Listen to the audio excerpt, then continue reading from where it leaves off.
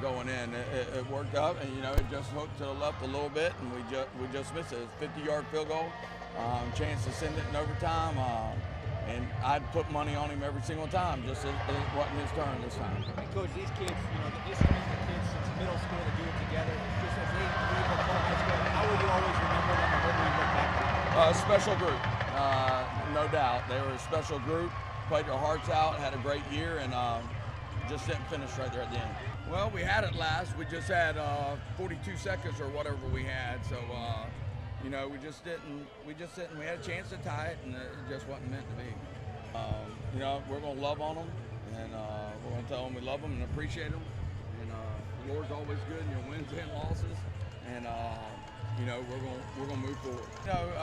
Well, it is the way you want to send them out in the state championship game. You just want to send them out with a win. Would have been a little bit more special, but those guys meant a lot to our program, and they'll be dearly missed. Coach, you've done a tremendous job building the program over the past several years. Despite the loss, what does this mean as far as the legacy of the guys that are still coming back next year? Well, you just get back to work. When January comes, we'll start again and start fresh with some of these guys. It'll be now the senior group, and they'll have to come through, and we'll see how good they are next year.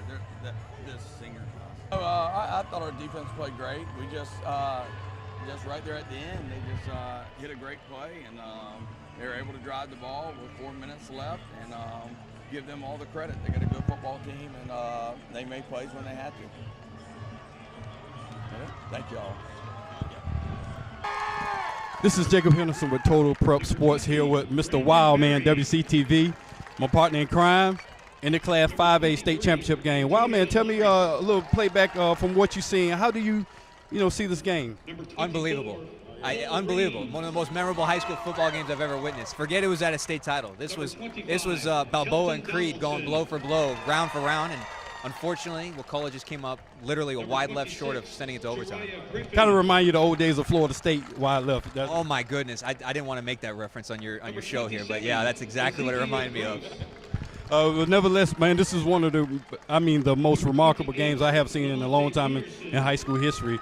And I'm glad I was here to take a part of it, And, I just look at the kids, they're kind of devastated a little bit, but they had a great season. And, they have to keep their heads up and come back next year. One thing they can say is they made it farther than any other area team, and I'm very proud of that. What about you?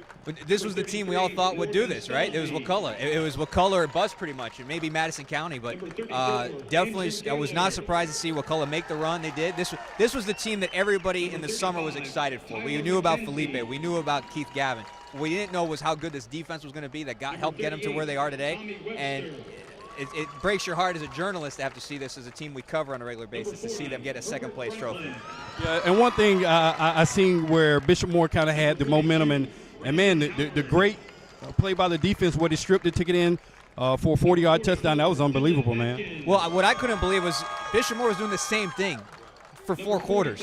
And for whatever reason, Wakulla just couldn't figure it out. They got some good turnovers, but that last drive with under 4 minutes to go, Bishop Moore just marched right down the field for a touchdown, and just Wakulla didn't have an answer. And that was one of the things I was seeing too while I was, watching. They couldn't stop them from getting the edge. And, that's the biggest thing is you can't stop them from getting the edge. They're going to run it all night long, and that's pretty much what they did. Yeah, and, the other thing, too, was early in the game, Keith Gavin was unstoppable. They couldn't do anything to stop him. But then they completely took him out of the game in the second half until that final drive and unfortunately hit his shoulder. But Keith Gavin, where was he in the second half? Because Bishop Moore figured out how to get him out of there. And I did kind of notice in the first half it was more deep in the end zone, fades, post routes. Second half, we didn't see too much of that. No, and that's the thing I think a lot of people are going to question is that in the first half, Felipe Franks was 4 of 6. He only threw 6 passes. 2 of those were TD passes. Why didn't they keep doing it? And I know they kind of did the more dink to dunk short game, but I don't think that was very effective in the second half to see the outcome of it. And I think they kind of should have stretched the defense a little more throwing it deep. No, I agree 100%. And even when they did take the deep shots, it wasn't Keith that was doing them. It was the smaller, shorter guys on Wakulla. So I don't know. I'm sure Coach Cleats is going to go back and watch it and have some second guessing himself. But still, a great year for Wakulla. A great year, phenomenal year. And I look at the guys that they have returning. Oh man, they're going to be one of the favorites to be pretty good next year in the area. Well, they're going to have some tough competition from Rickards. Rickards going to be pretty good. Gabi, will be good. So can they replace Felipe? Can they replace Keith? They got a good running back. Will they make another deep postseason run? We'll have to wait and see. And I think that's the big key. We have to wait and see. The core nucleus is pretty young, and we got to see how they mature over the summer and come back. And here's the thing though: if this was the team that was supposed to do it for Wakulla, this was the team. How did they find the next team if this was supposed to be the one? Exactly.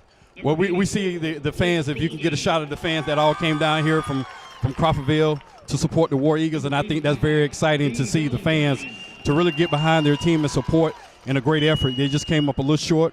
Especially you guys that are Florida State fans, you definitely hate to hear that turn wide left, and that's what it came down to in the Class 5A state title game. This is Jacob here with Wildman from WCTV signing off. See you in 2. What message do you have to your underclassmen that's coming back next year? Oh, definitely. Keep up what we've been doing. They've did a great job in the off season of working hard with the seniors and acting like seniors and growing up. And as seniors, we did a good job of making them grow up and be the next leader next year. So I think they'll be fine. They've grown up a lot, and they're gonna be great like we were this year, and they have a great chance of coming back next year. So what message do you have for your seniors that left it all on the line? Oh, it was a great run. Definitely a great run. Coming up through middle school and then through high school, it was definitely a great run. I didn't lose that many games throughout my season or my career here at Wakulla, and that goes to show you how much our coaching staff is really developed. And here at Wakulla, and then the players, how good they do with the players. So it definitely goes to show you how good of a program we have.